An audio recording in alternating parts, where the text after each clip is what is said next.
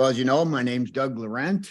I've been a home inspector since 2010. That's kind of a baby for many of you folks out there who've been doing this for 30, 40 years.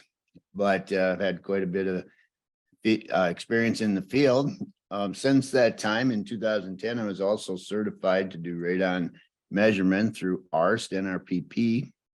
And back in 2016, my wife and I teamed up and she started doing radon testing for other home inspectors. And that's turned out to be a good operation for her. But also in 2019 in Minnesota, the state began to require radon measurement providers to be licensed. Well, as you can imagine, many home inspectors did not want to go through the radon training and the radon national radon test, which can be difficult for some. And it was kind of a boom for my wife's operation. So much to the point that we needed a system to help keep control of what she was doing. You know, she was inundated and was spending 20 hours a day trying to keep up with things, doing the invoicing and tracking the schedules, making sure she picked up all the monitors that she set up and get the billing right and so on. And then trying to keep the records straight for what the state was asking of us. So that's what led to home-based scheduling systems. And you'll hear a little bit more about that at the end of the show. I've been involved in a lot of small business operations, and my favorite part of things to do is to design and implement systems to improve efficiencies, improve quality in doing that, and of course, maximizing our profitability.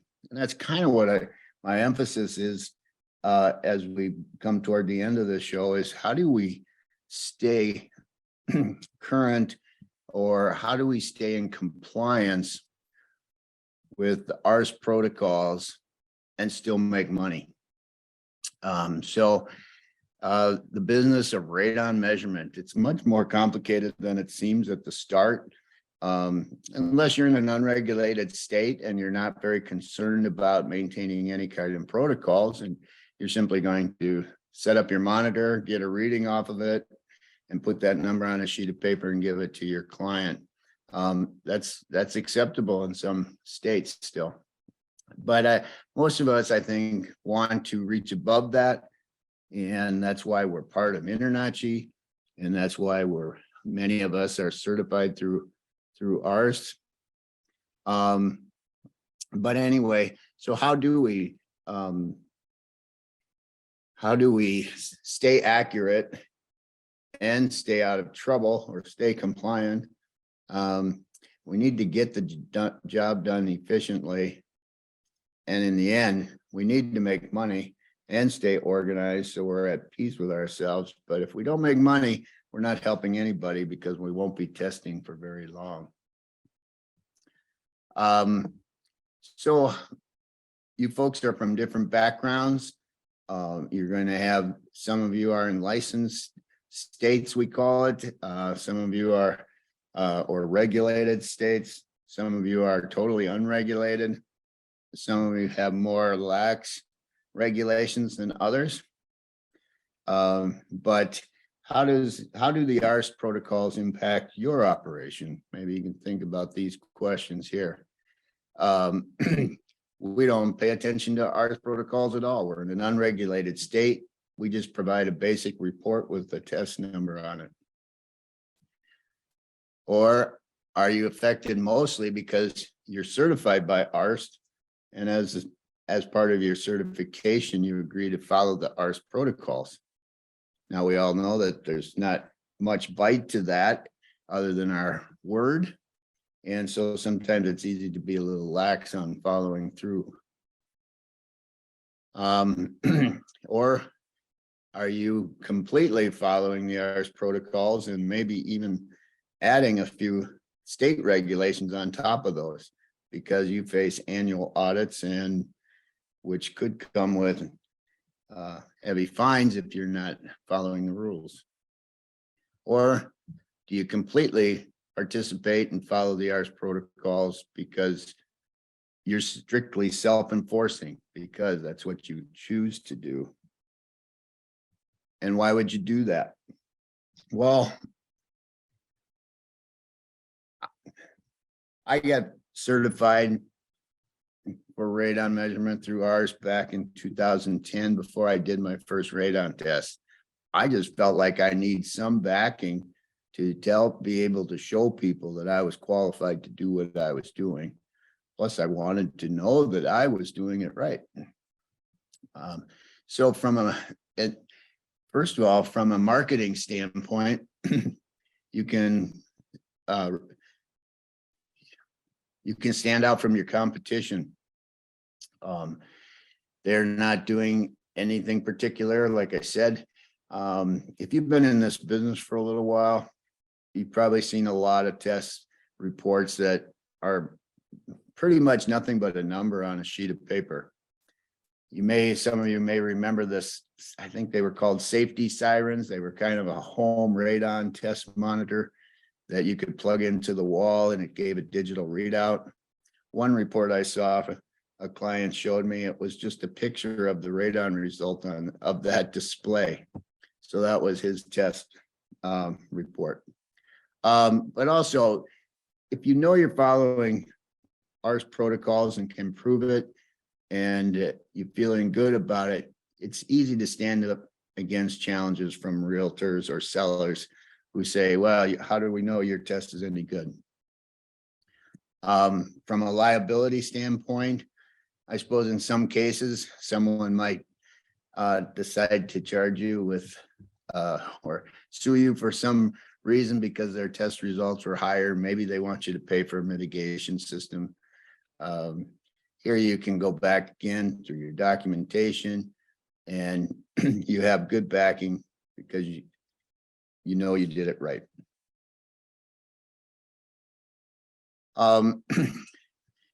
Here's the best reason, though, for you to feel good about what you do. I think most of us who are home inspectors that want to do a good job, we want to do it because we take pride in what we do, and we want to know that we're truly helping people. So knowing that you've done the job, you've done the job right, and you're following through on your word with AARST, you're following the protocols as you agreed to do, you're doing the best you can to protect the health of others. And I take great, I feel at peace when I know I've done things right, and I'm very unsettled if I haven't done that. So there are some of the reasons I came up with why you would voluntarily choose to follow the AARST protocols, and I'm sure many of you have others. For this webinar, I'm going to be referencing the AARST document for radon measurement of radon and radon decay products in homes. There's a link to it here. I don't know, AJ, if you can put that out to people for me. You can find that on the internet at that link. And the document looks like this. It's a copyrighted document, so I'm not going to take cuts and pieces out of it for this seminar. But this is free to everyone to view. If you want to download a copy, they are asking for, I believe it's $50 for this, but it's a very helpful document. It's kind of got a neat way to flip pages here. But it's also a searchable document. So if you're looking for something in particular, you can type it in your search bar and it'll pull up the different pages that apply to it. But you'll see those references to different sections of this as we continue through the hour here.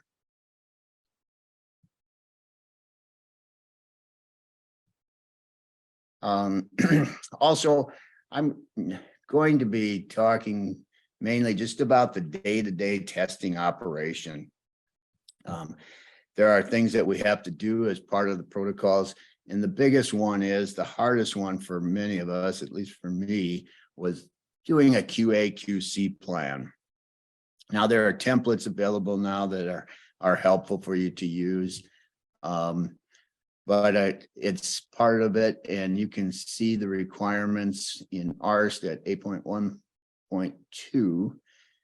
And yeah, the AARST document here, you can see that it has a searchable bar here so that you can go down and find your place, find a specific topic in there.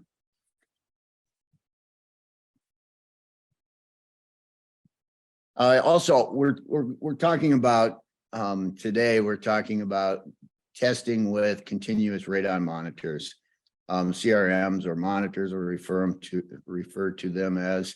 I know some of you probably use EPERMs or other devices for testing, but I won't be talking about those because I don't use them and I'm not very familiar with them. And we'll also be assuming that for the most part, we're testing for a real estate transaction in a single family home or a single unit townhome or condo. We're going to review the testing protocols as we go through, and then we're going to take a look at the radon report and what information needs to be tracked and recorded. And then finally, we're going to cover how we're going to do this and still make money.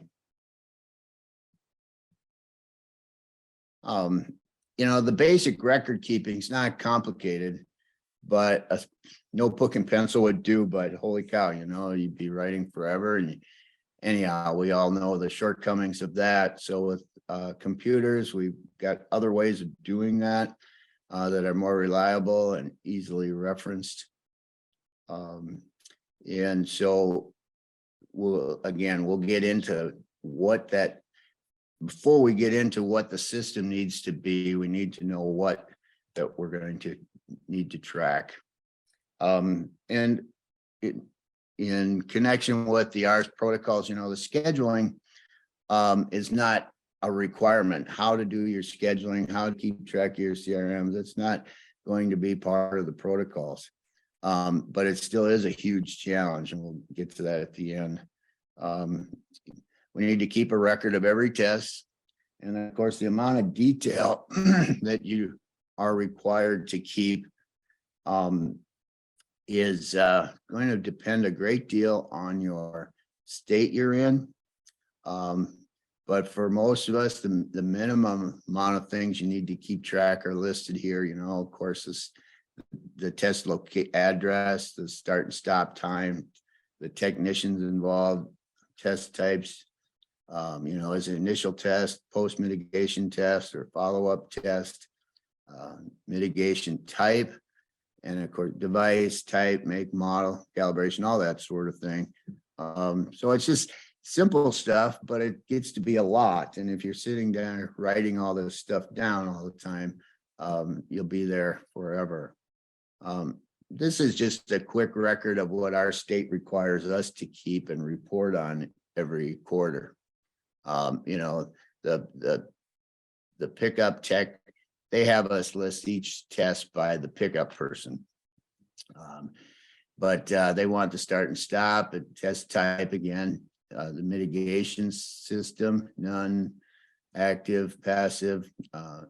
If there's a mitigation system, since the licensing took place, they want a tag number, a device type used, of course, the address, test results, year of construction, building type, is it a commercial, single family home, etc., the floor, room use, real estate. So they're not asking for a lot of great detail. Some states want more, and so more things that are harder to keep track of than this. Most of that information you can get off of your basic order form, plus a few questions for the technicians to answer. But when you're working with CRMs, you need to do duplicate tests.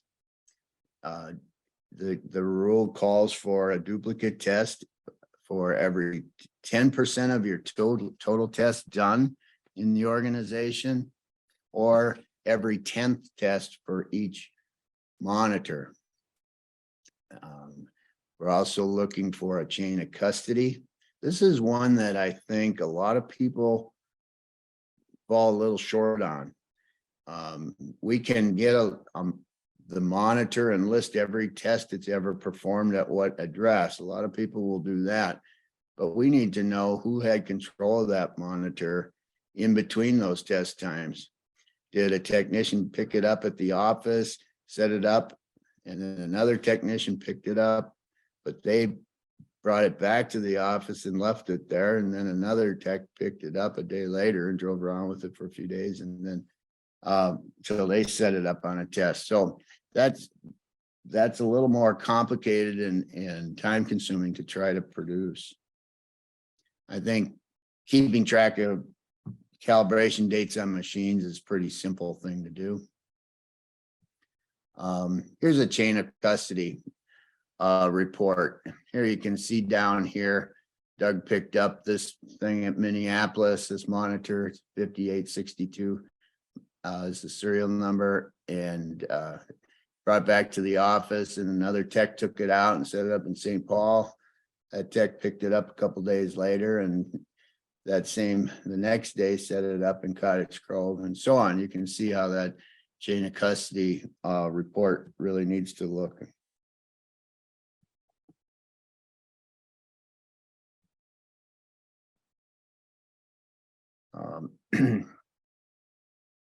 Now,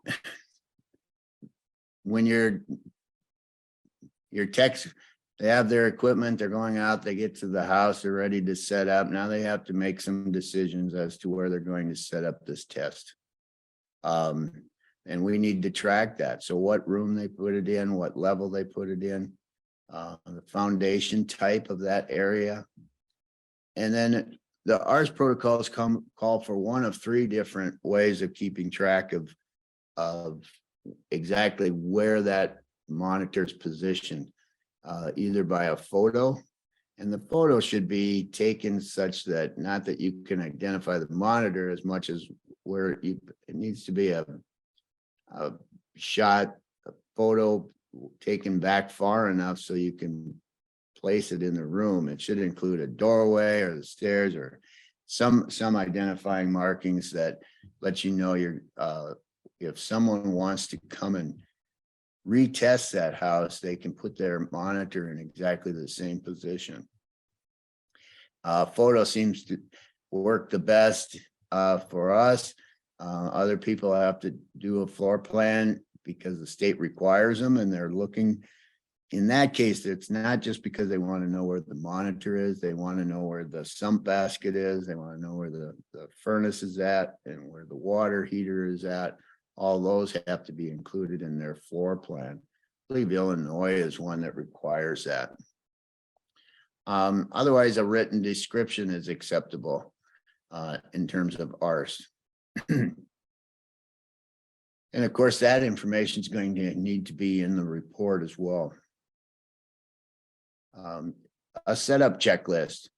We're supposed to have a setup checklist.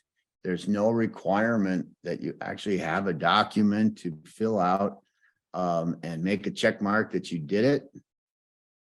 But you're supposed to have a checklist that your technicians are using to make sure they followed all the steps that they were supposed to in checking the thermostat, checking windows, and those sort of things. I know in our state, they really like it to have a solid hard copy or a digital copy checklist. And to be honest, we just started using a digital copy checklist for setup and pickup. And it's helped. It's helped improve what we're doing. We need, of course, record the CRM number used on the job, and again, whether a delayed start was used or not.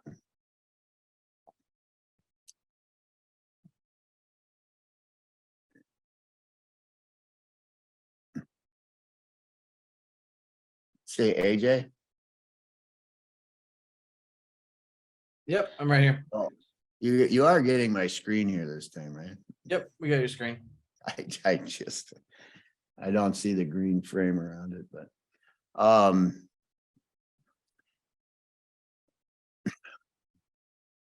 now before we even get a chance to head out to the job site to do this test, of course, we need to do prior notification for testing. We need to inform the person that's responsible for the building to get to let them know what is necessary to have a proper test. And of course, we are all familiar with some of those, and we'll cover them a little bit, what it means to have a closed house conditions. But obviously, most of it, the biggest thing is, are we going to get those windows closed 12 hours before the test starts? Probably the biggest one. And again, there's a reference to the AARST section there, 8.3 and 4, and exhibits 3, 4, and 5. They have some nice exhibits in there if you're looking for samples of what your form should look like or could look like for closed house condition notifications, for a compliance form for the sellers to sign, and so on. We need to post notices and at the job site after we've started the test, and we're supposed to make a request for a signature on a non-interference agreement. And if we do not get a signature on a non-interference agreement, we need to note that on the report. In this real estate transaction, we're not working for the sellers, so we seldom have direct contact with them. And so it's acceptable to go ahead and email the listing agent that non-interference agreement with the request for the sellers to sign. Of course, then we're going to walk around through the house, do the visual inspection. Again, mostly checking for closed house conditions, but also checking thermostats and ventilation and so on.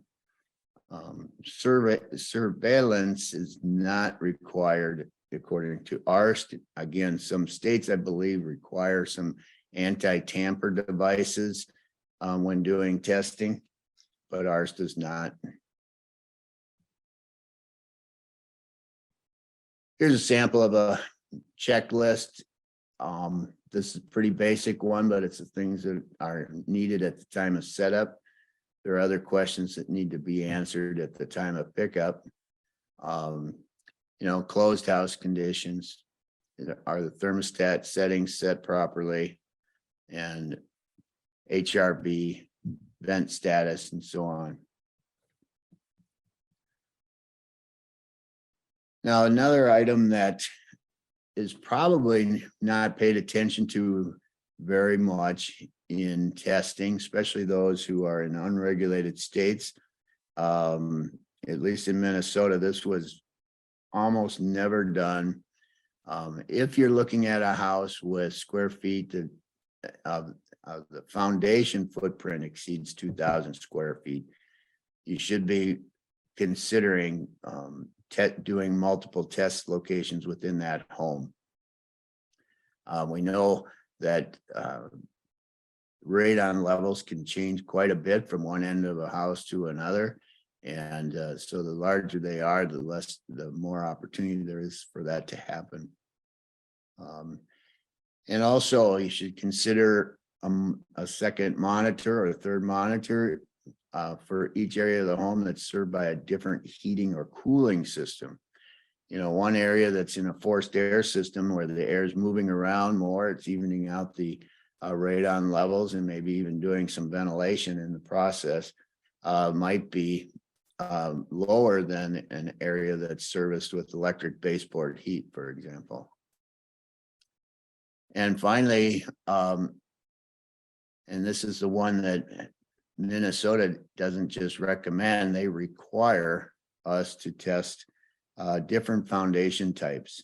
Maybe you have a split entry house, or a 3-level split, for example, you might be placing one monitor in what would be considered the basement, one on a slab, and maybe even a third one over a crawl space, and maybe a fourth one over another slab.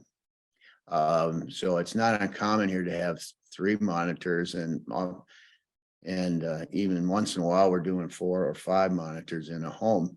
Well, that has a huge impact on your radon testing operation, doesn't it? It just requires more inventory of monitors, which of course is expensive. Most monitors are running, of the commonly used ones, most monitors are running roughly $100 or $1,000 a piece, and another $175 a year for calibration. It adds up, but it becomes part of the deal. It was a big, people were pretty upset about that, me probably the most, because it's just huge.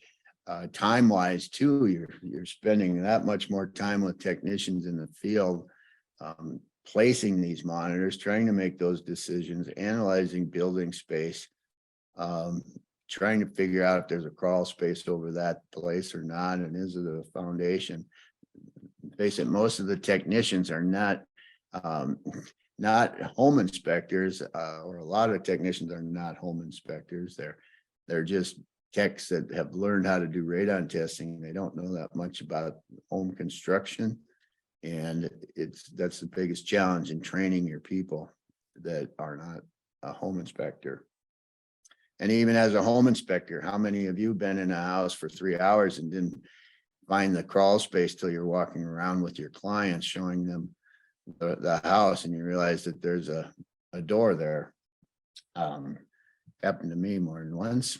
So that's a big deal, and something you need to think about in how you're going to do that in your operation. Now, maybe the state, as like in our case, the state makes that decision for you, but even if you're not required to do it, do you want to do that out of good conscience? We have had basements that have tested lower than a slab on grade in the same house. It's not uncommon, and so it does make a difference. Well, here we'll get into some more details on the test placement. How many of you had a realtor tell you where you're supposed to place that test? They don't want you to test in the basement of that old house because the ceiling's only 6.5 feet tall. Well, if that space is or could be used as a livable space for a workroom, an exercise room, a lounge area, we should be testing it. And not many of the real estate agents have taken all the classes that so most of them have taken some classes. I give them that credit, but it's a little more involved than that. So when you're going through the house, finding that level that you're going to test on, or levels that you're going to test on, then trying to choose a room. Well, AARST has some thoughts on that. They'll tell you, test where people are likely to spend the most time. Okay. And then they also recommend placing the device where it will not likely be disturbed.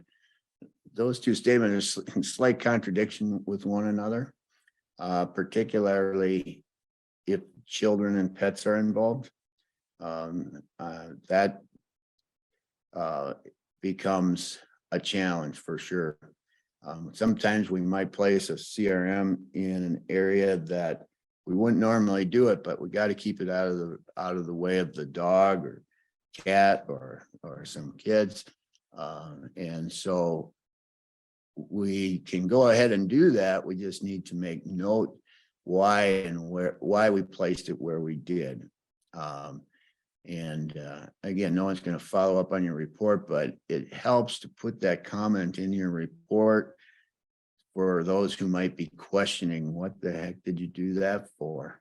And a lot of times mitigation, companies have to read these reports and they're trying to make sense out of why you did what you did, because they're in there mitigating a vacant house. Well, when you tested, the house wasn't vacant and you had challenges in front of you. Now, specific placement, when you get down to the AARST,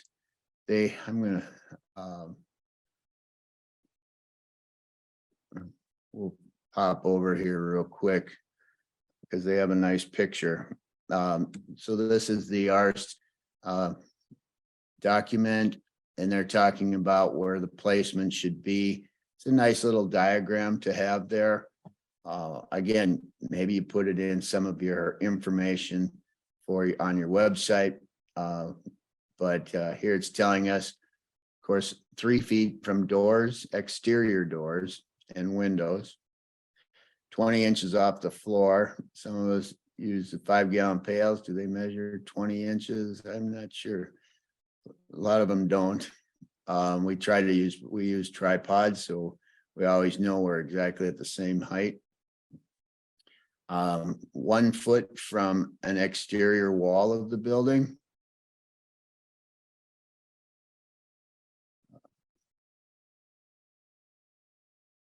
And 1 foot below the ceiling. Well, with CRMs, we're not going to hang that thing from the ceiling probably.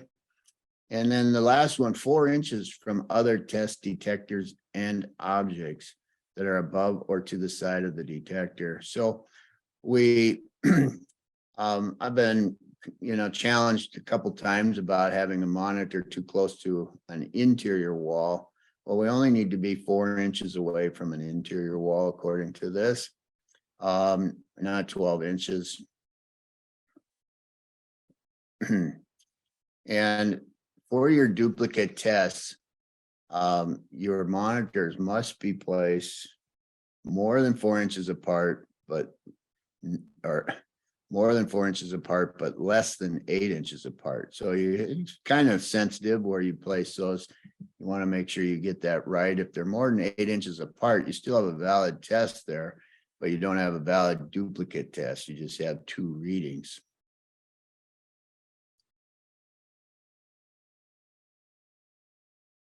Here they talk more about the don't place these. These seem pretty obvious, okay, to most of us, but if you've been in the business at all, you've seen pretty much probably all of these done by other companies. Inside closets, cabinets, sumps, crawl spaces, nooks, or near heat sources.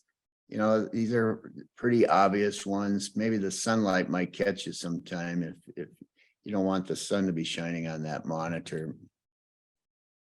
And of course, by near drafts caused by fans or heating, air conditioning vents. And sometimes that is hard because you've done everything you can to get this monitor in a place where it's not in people's way. It's away from the window. It's away from the outside wall, all that. And then they're keeping it away from the kids. And now there's a heat register or a supply register right above you. And you're going, oh man. So what do you do? In some cases, you're going to have to find another place, or maybe you can divert that airflow somehow by taping some paper over the vent register or closing the vent register partially. You don't want to close it all the way. It will impact the test.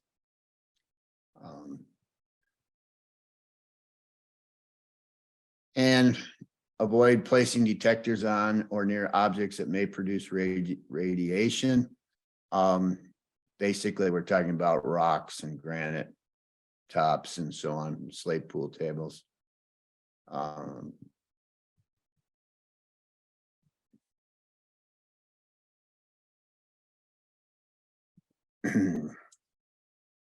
We just covered that. Okay, so you're going to give notice to the homeowner about closed house conditions. Of course, all windows need to be closed, exterior doors, heating and cooling need to be set to 80 to 65 or 65 to 80 degrees Fahrenheit. Now, that doesn't mean that the monitor is going to be in that temperature range. The temperature on the thermostat in the hallway on the main level could be 68 degrees, but it may be 55 degrees down in the basement when you're in, especially when you're in colder climate areas. Whole house fans, of course, those need to be off. Fireplaces, even gas fireplaces, they don't want those to be burned because it'll affect how much the heating or cooling system runs. I'm not in full agreement with that one, but it's the rule. Clothes dryers. What does excessive mean? What does that mean? I'm not sure what excessive means. It just depends. We have to use some judgment on that, I guess. Same way with ventilators, HRVs, ERVs. The new rule is set to the lowest seasonal ventilation conditions. I'm kind of familiar with a lot of different heating systems. I've been in this for a while, studied houses for many years.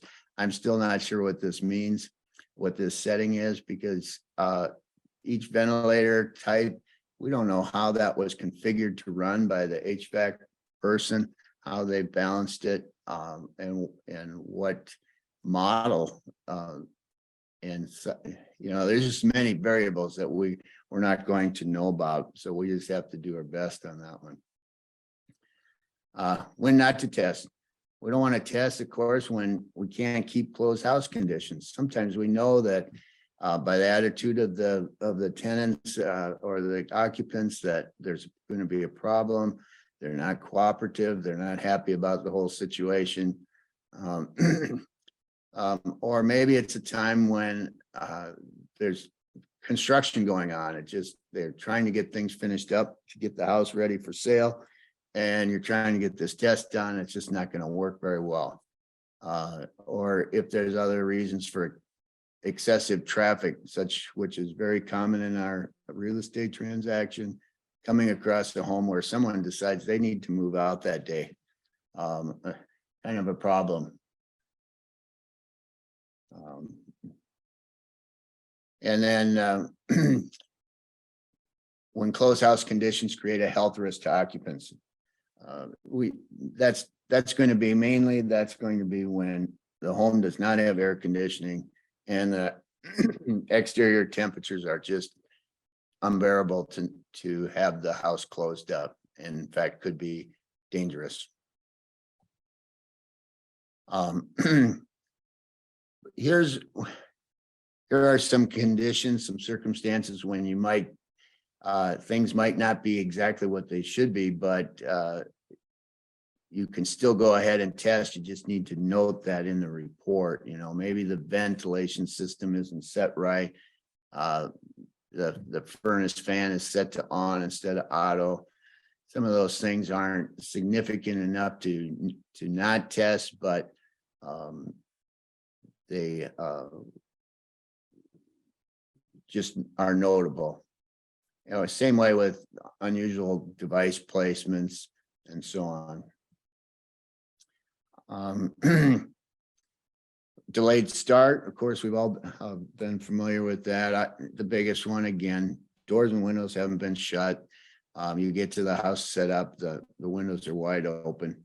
The seller tells you all the windows are closed, but literally had this happen to me. I was talking to the gentleman. He told me all the windows in the house were closed. I'm looking over his shoulder and 2 windows were open behind him. It's really hard to, what do you say? Sorry. But if a mitigation has been installed in less than 24 hours prior, then you need to wait for that set a delay start. The pickup checklist ties to the report requirements. So you're going to have all these questions, and they're basically, you need to, this is the information that needs to be included on the report. These obvious ones: test load, address, make and model of machine, the results of the test, the name of the technician. Now you might have 3 technicians' names on here: the setup person, the pickup person, and the reporting person.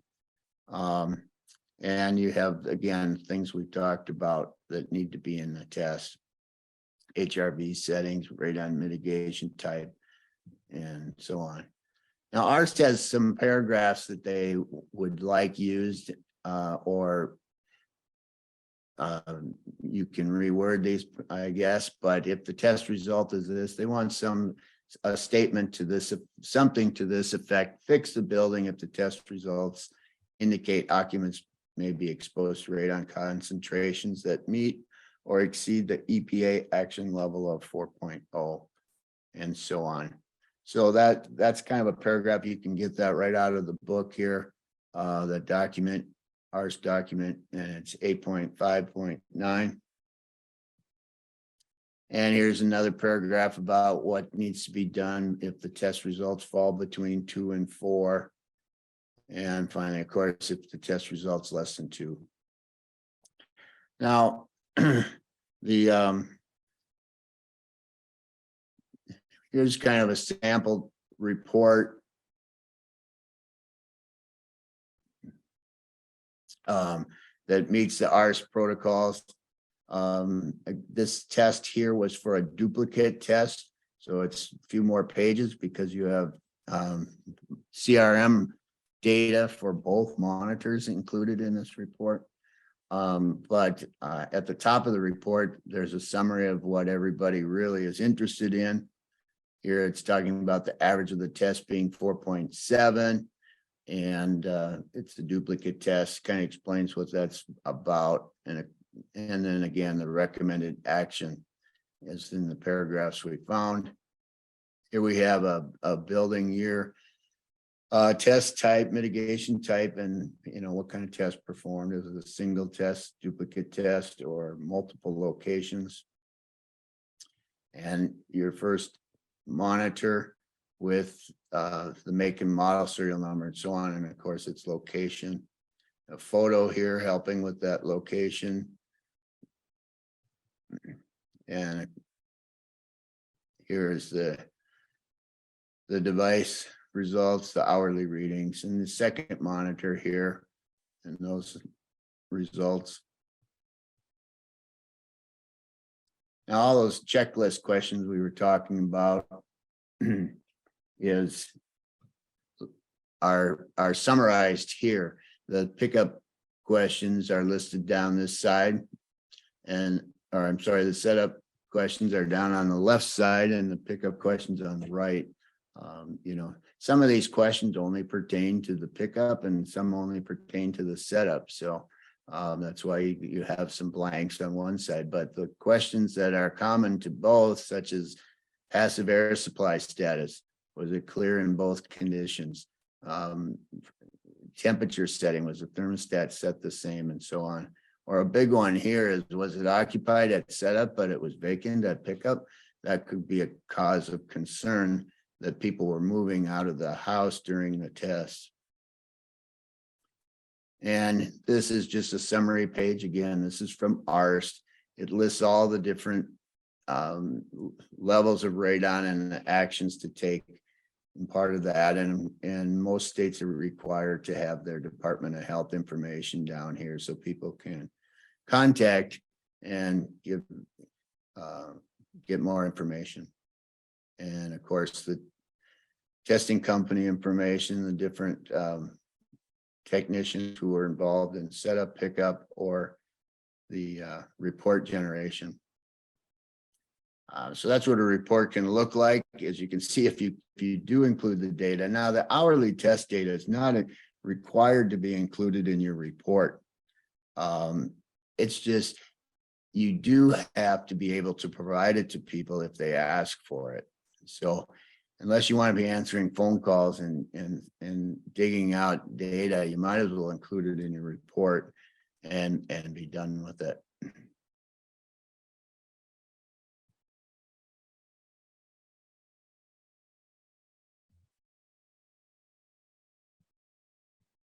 Again, here's some state requirements. You can see Minnesota's columns.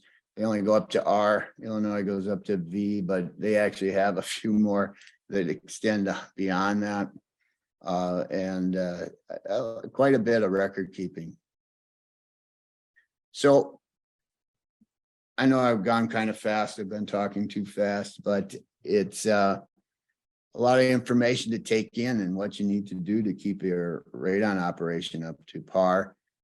So how does your operation measure up with the standards?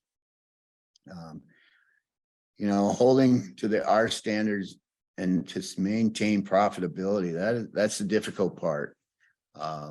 Because you can't have your techs in a house for 25 minutes setting up or picking up and really come out in this deal. Most of the time, you need to keep that down to about 15 minutes in most cases. So what options are available? Well, we've all seen Google worksheets and Zoho, and those can work. I've seen some really good ones. The guys who really spend a lot of time pulling together these documents that help them keep track of all this stuff. We did some Zoho stuff at the beginning. It just did not work well.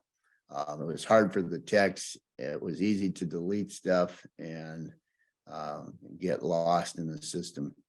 But if you bear with me a little bit, I would love to show you a little bit what home-based scheduling systems can do to help keep track of that. We got through the hard part of the hour talking about all these rules and regulations. It's never fun, but it does help remind us that we do have obligation to pay attention to the rules so that we're doing things right and giving people fair and accurate testing. We have a system that's a scheduling system, and it's a calendar, and it also functions as a technician's app where they get their routes from it, they enter their data into it and generate their report. If you take a look at this calendar here, the columns here are, each technician has a column for each day. You'll notice this technician has 2 columns. That's because they do 2 services. This system does track all the ancillary services and if you needed to, but today we'll talk about the radon. When the radon orders come in, they come in with a paired set of appointments, a green setup and a red pickup. That's automatic. They're tied together. You can't forget. You'll never forget your pickup. These orders can come from multiple places. You can put a link on your website and retail clients can order directly from you. You can, if you're working with other home inspectors, you can give them a login and they can place orders online and their orders just pop in up here. It saves you a lot of work. Otherwise, if you're using ISN, Spectora, or Next Inspect, you can hook that up here, integrate that, and these orders will automatically pop up here for the services that you choose. We'll take a look over here. This is the route for today for this organization. You can pop open a map and see that, you can see the little balloons popping up and down on the right in the map. So you can try to get an organized route for that person. And if you're not sure, like we've got this order to put on the calendar up here, we're not sure how far it is from Plymouth to this Minneapolis stop. We can click on those 2, and here we have the route up here. It's 28 minutes. If we need to look at the listing for some reason, maybe they didn't put the age of the building in there, you can click on this little magnifying glass and then the appointment, and it pops you over to the Google search, and you can decide if you want to go to Zillow or the realtor.com or whichever one you want. But once you get the appointment, when you hover over it, you'll see that yellow box that highlights when the inspection is. But we're going to set this up here for this. Well, we'll just set it at 4 o'clock here. And You can see that red bar, the dark red bar over there is the contingency expiration date. The pink bar says that's the earliest we can pick that up. That's the 48-hour mark. We'll accept that appointment. And as a scheduler, see, they didn't put the year in here. I can click this thing, but I'm not going to take the time.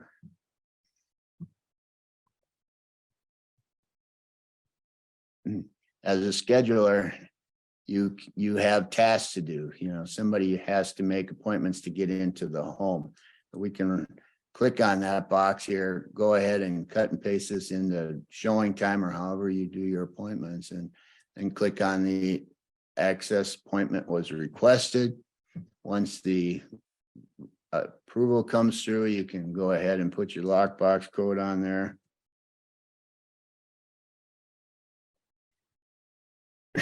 And we'll go and do the rate, we'll do the pickup one while we're here anyway.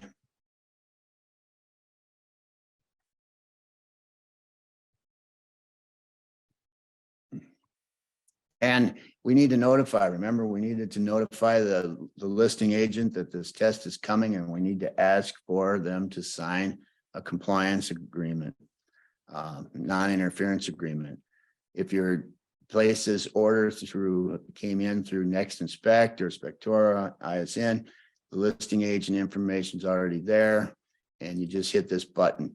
It sends that form out with a link to the seller, can sign the agreement online, and then that agreement gets stored into the database here. And you have a record. If anyone ever asked, did you notify those guys? You have it here.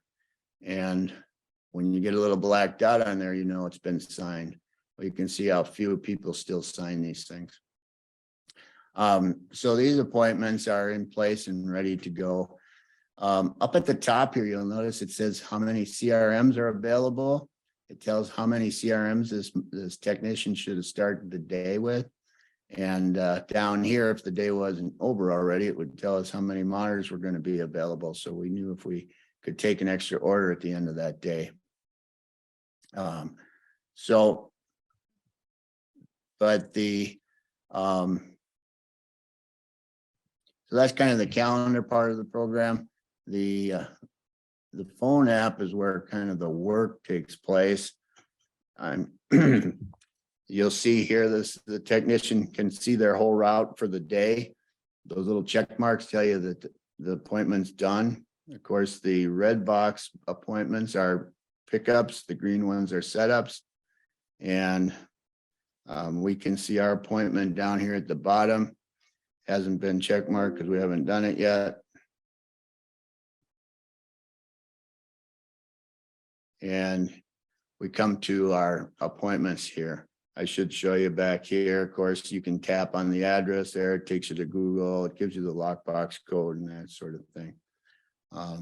Here, there's a checklist set up in here, and you get to choose which questions go in your checklist. And you get to choose whether you use it at all or if it's required or just optional. Here it's required, so I need to enter these or I won't be able to enter any CRM numbers.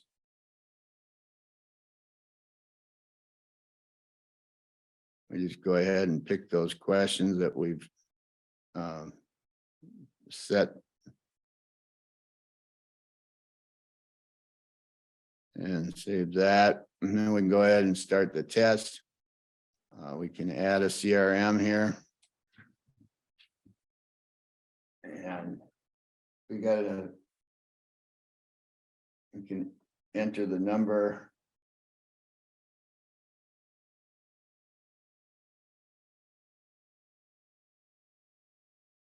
And we're going to do a duplicate test or side-by-side test in the basement. On the lowest level, the foundation is going to be slab on grade. And then we're going to go ahead and take a picture of our monitors. Save that. The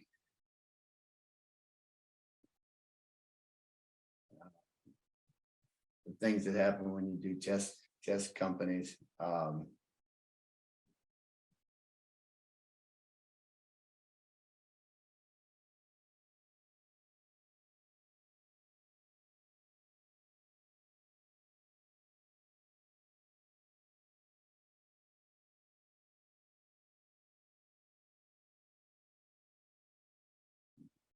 Well, that's embarrassing.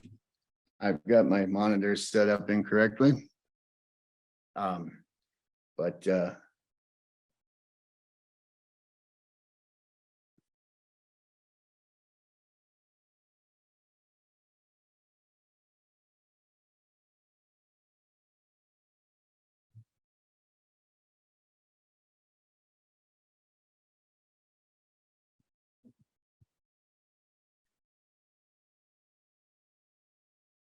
how about that? I've tested that. I don't have time to get that corrected. We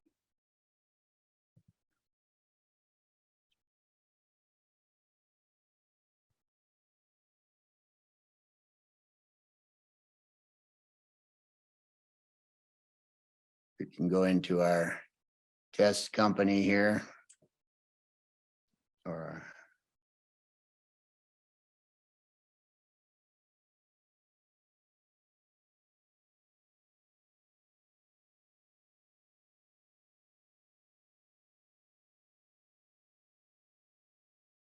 okay, so there's our side by side.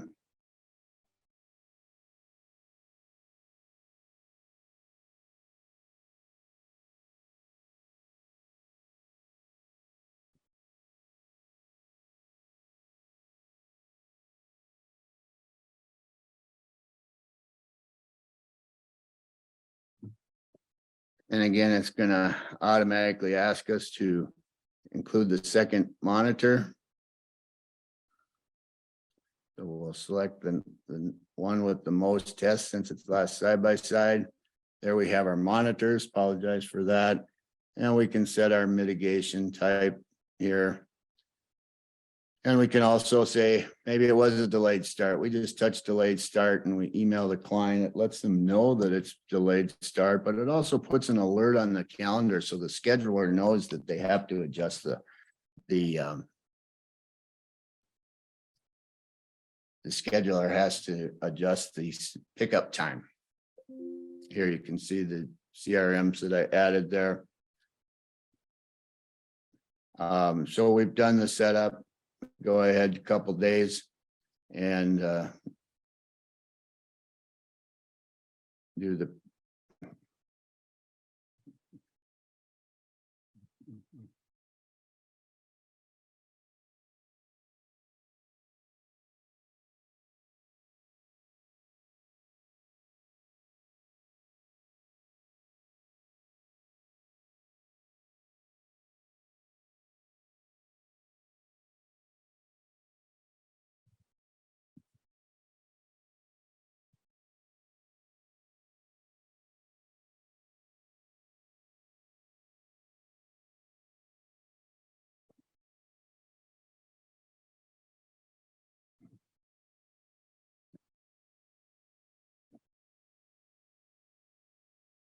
you need to put it on the right technician.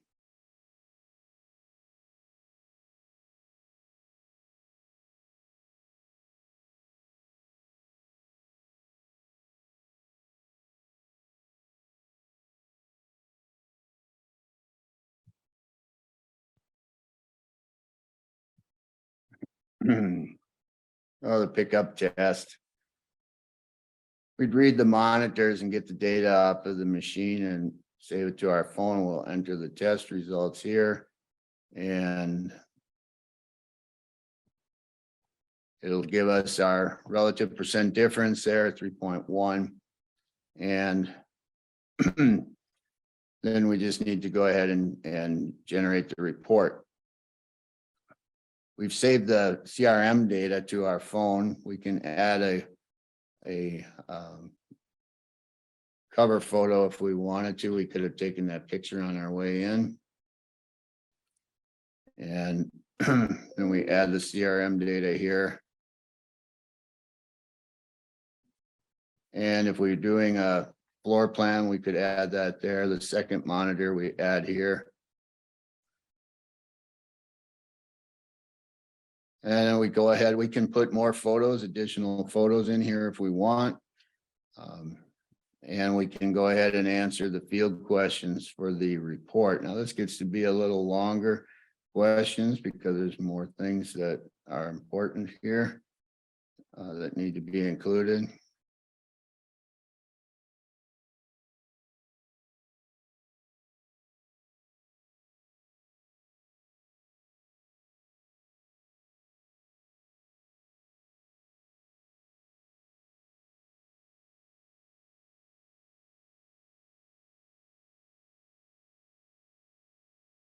And then we hit generate report, and there's your report. Now, if I wasn't fumbling around, we would have had that a little quicker, but there's the same report that you saw a demo of earlier with all the data on there. To send it to the client, I just have to hit send report, and it goes off in an email and gives them a link to the report that they can gather up online. Now you might say, why do we do that? That pretty small amount of time that the technicians really need to spend in the field getting that done. And from that information, then they are able to generate the report, say your state report. Simply go ahead to Minnesota reporting for January. I can click on this button and here's the report for the state. They want it in a CSV form, so we export it to that, and they want it by technician. So I grab one person's test for the month and I take that and cut and paste it into their form, and I'm done with my reporting. And of course, there's a lot more information and details here. This has a full invoicing function and so on, if you're going to use it for other testing for other home inspectors. But I can promise you it'll save you time and money. Here's where you would go and get your, you can view the test history for this monitor for every test you've ever done on it. And the chain of custody. You can see that's right here. You saw that earlier. And the rest of the information, you click on this bar, you have a place to keep notes on the monitor. If it's doing weird things, you can make a record of that for yourself. You can lock the monitor so it's not counted in the CRM totals that I showed you on the calendar. And up at the top here, again, it shows where all your monitors are located, how many you have available, how many are within 17 monitors are in service that are within 5 days of their calibration expiring. Down here, you'll see how many monitors are. This is the test count since their last duplicate test. So we can see we have a bunch of them, but these are grayed out here because they're locked, because they're out for calibration. And again, if it's been more than 180 days since a monitor has been on a duplicate test, the next test it comes up for, the technician is going to be prompted for a duplicate. Again, I apologize for the hiccup on my CRMs. I grabbed the wrong ones. And if you have any questions about the system, I'd love to help you with that. But if you have questions about just radon testing in general, I could be happy to share that with you as well.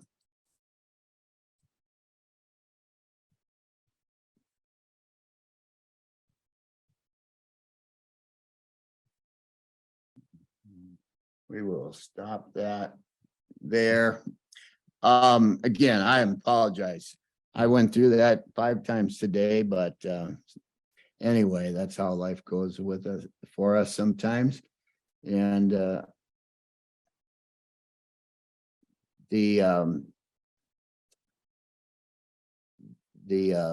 sorry, I got distracted by a question over here.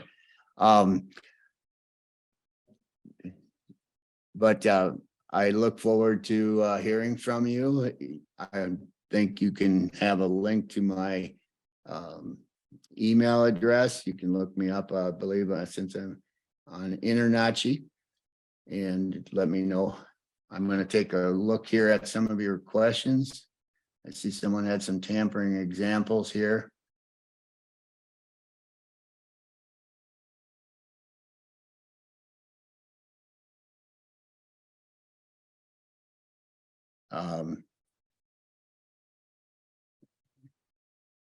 Anyhow,